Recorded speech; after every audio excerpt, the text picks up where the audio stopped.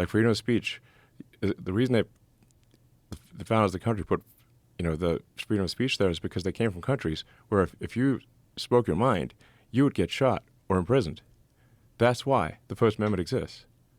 And the Second Amendment is there to stop the tyranny of government.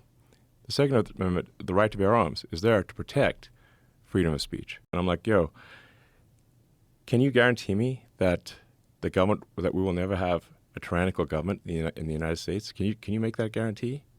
They're like, well, nobody can make that guarantee. I'm like, then we need to keep our guns, because that's what's going to stop it.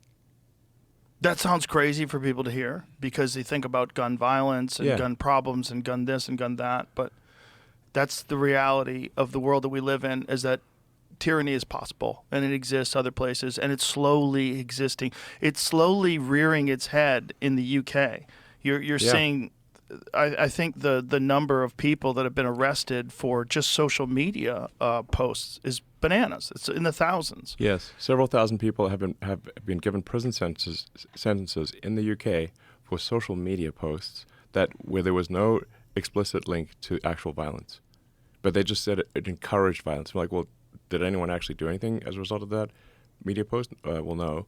But they just and then they have a prison overcrowding situation in the UK, so they're quite literally releasing convicted pedophiles and putting people in jail for Facebook posts. That's an actual thing happening in Britain. That is so wild. Like you're like, it's so wild that people can't see that. What the fuck, is going on? And what's insane to me Make is Orwell fiction again. Yeah.